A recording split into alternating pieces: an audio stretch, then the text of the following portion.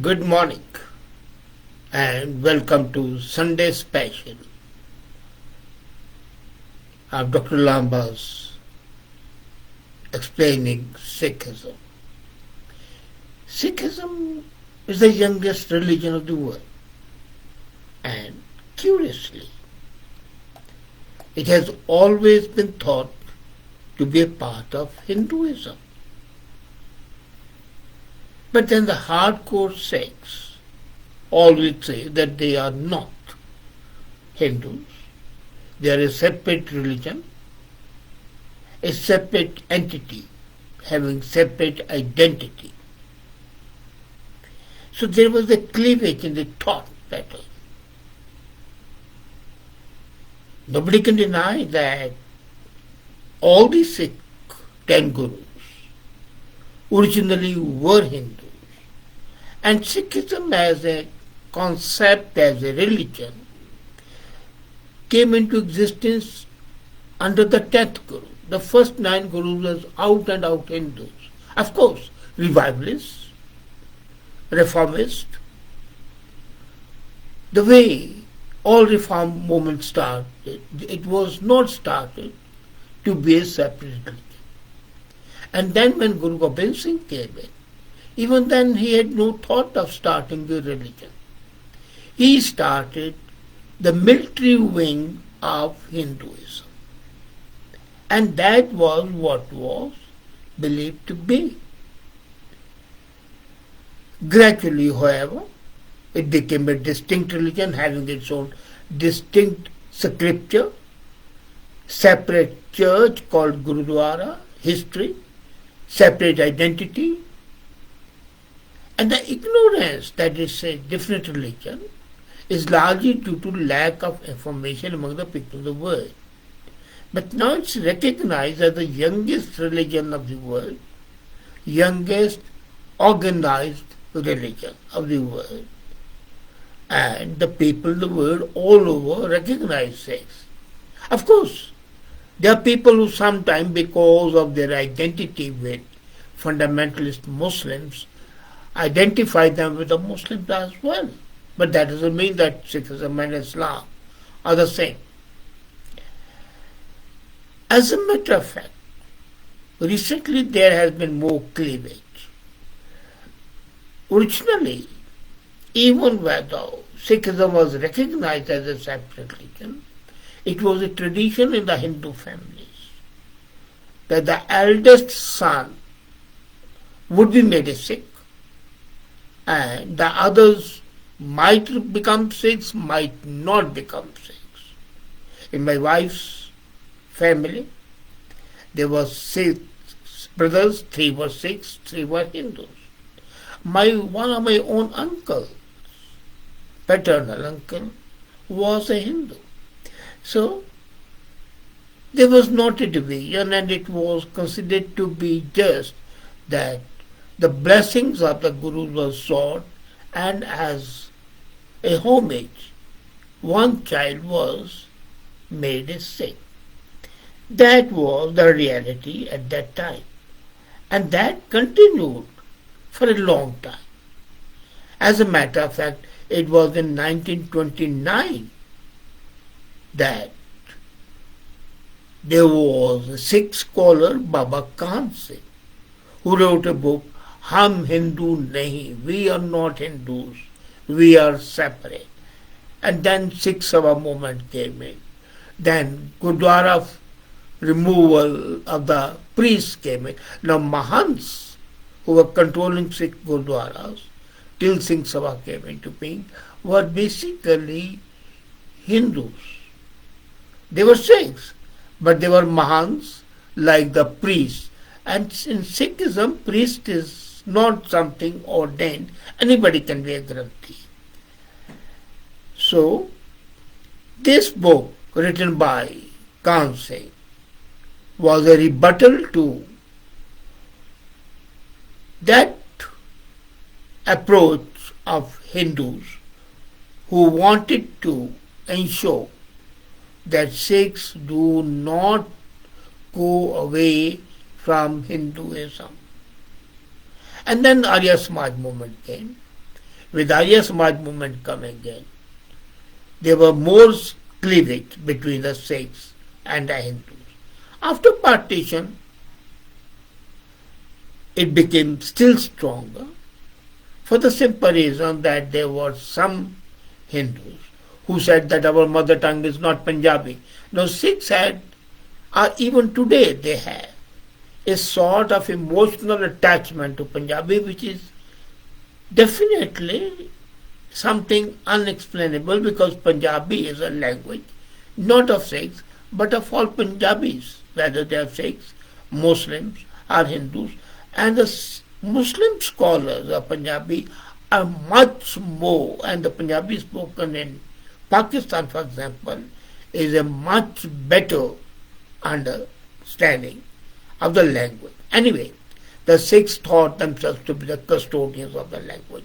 Then they wanted a Sikh state.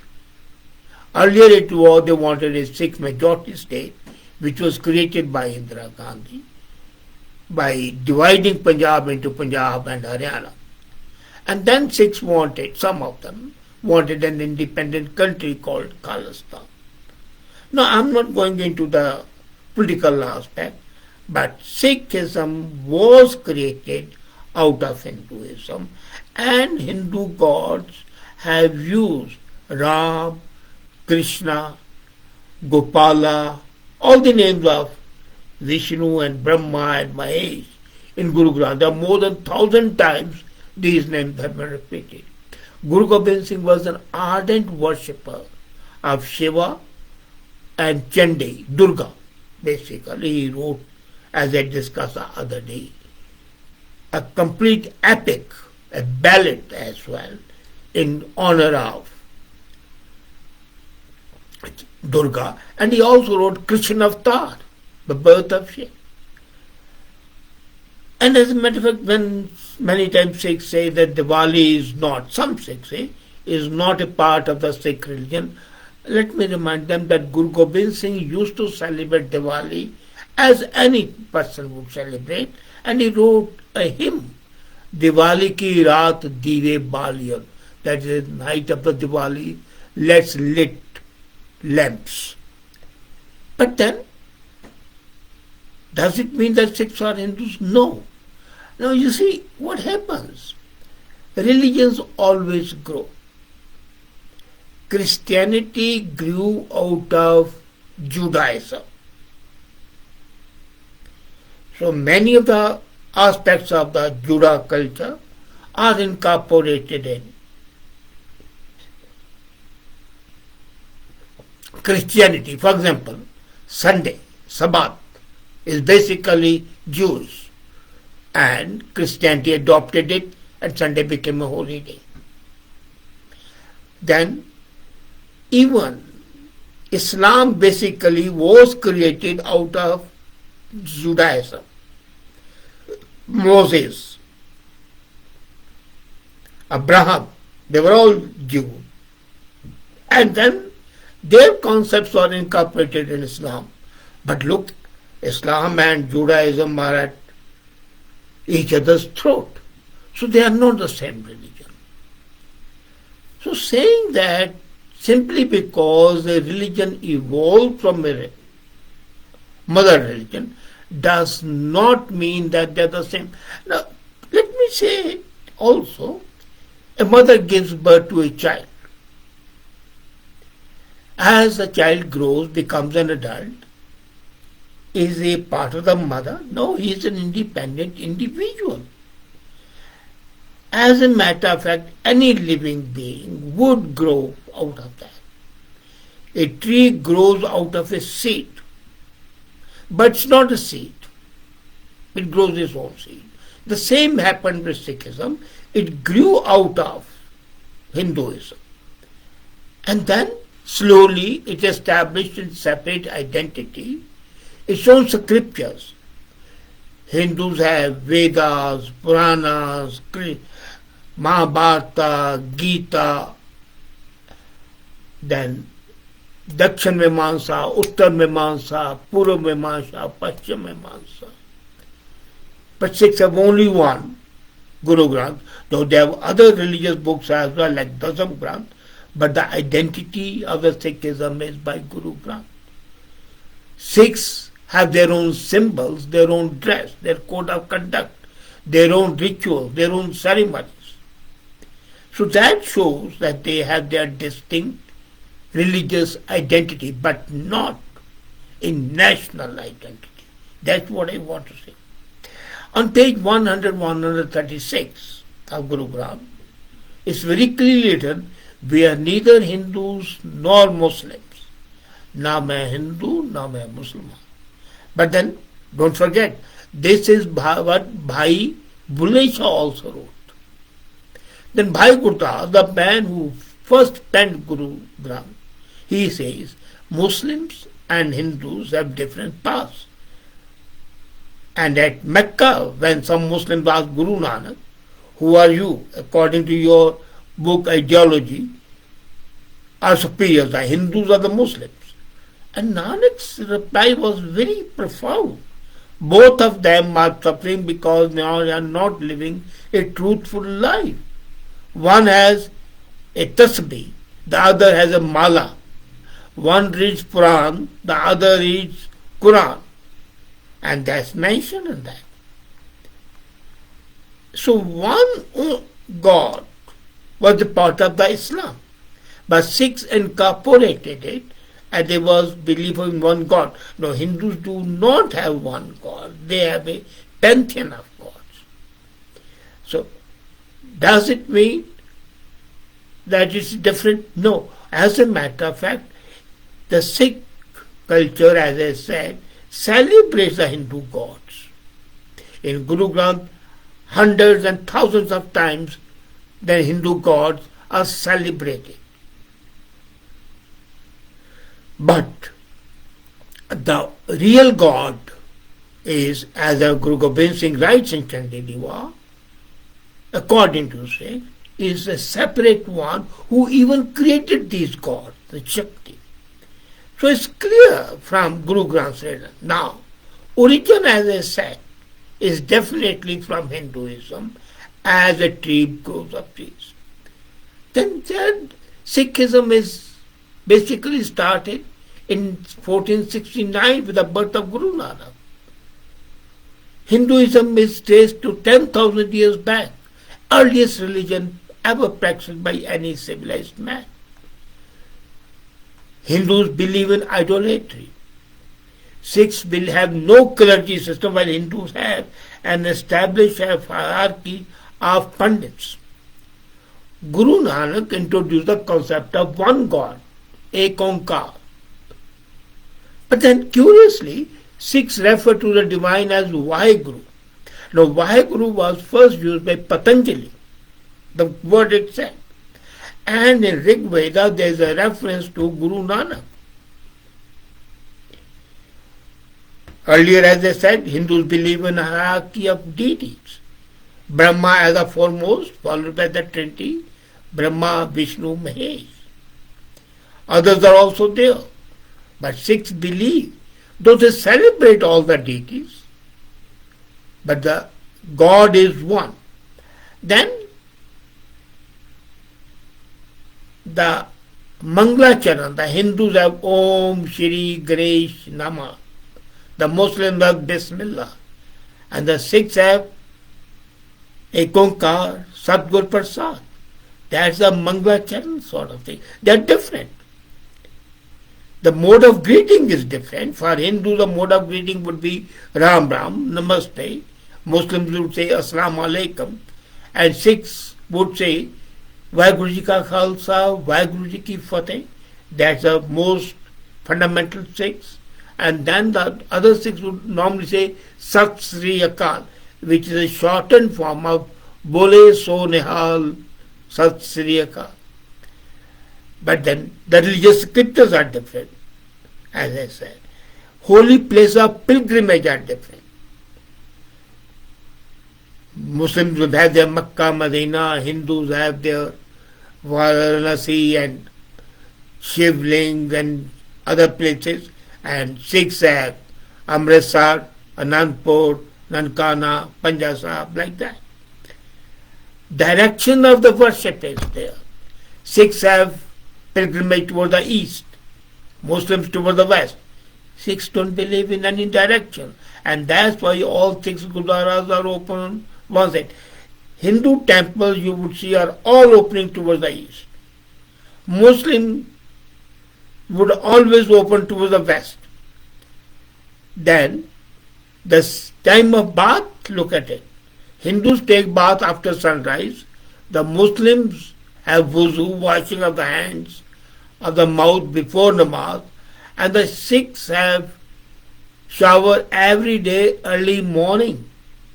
But Sikhs do not believe that taking a bath leads to salvation. As I said, Hindus have the ritual of wearing jinau, mundan. Islam has sunnah, circumcision. Sikhs have amrit chakna. The rituals are different. The charity system is different. The bath is different. The dress code is different. The article of faith are different. For example, article of faith. Hindus have tilk, mala and jinau. Muslims have tasbih. And Sikhs have 5 Ks. Ks, kanga, kara, kacha, kirpan. So conclude that Sikhs are a part of Hinduism is a mistaken notion. Yes, they grew out of Hindu religion, but they still have a certain kinship with Hinduism because Hindu gods were not repudiated by Sikh gurus. As I said, they celebrated them. The umbilical cord is there which unites the two. As a matter of fact, if there had been no hardcore Hinduism, then the Sikhs might have been satisfied by being considered a reformist part of Hinduism, the way Arya Samaj was. But since Hinduism wanted to ensure that it remains a part and doesn't develop into a separate religion, there was a reaction.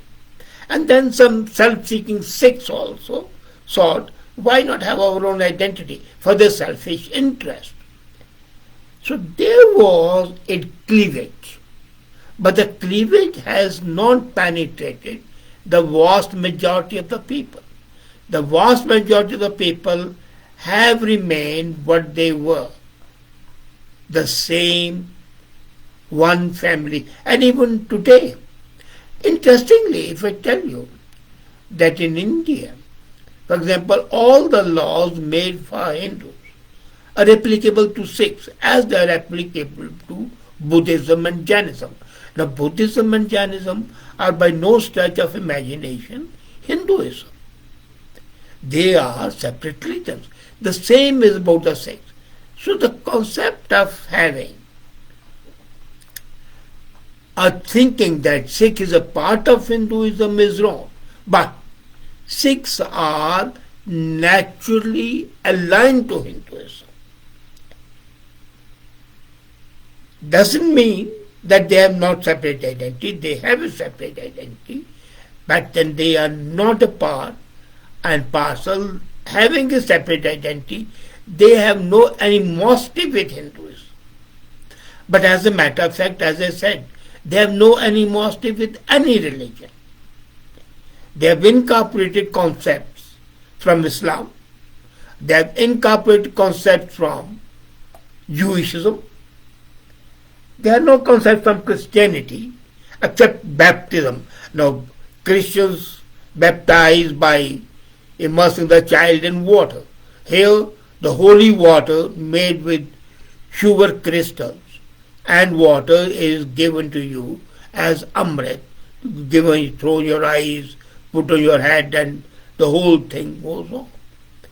But as a religion, though it has kinship, close association, close identity with Hinduism, it remains a distinct, separate religion, having its different code, different rituals, different mode of address, and most clearly a different appearance, a different scripture.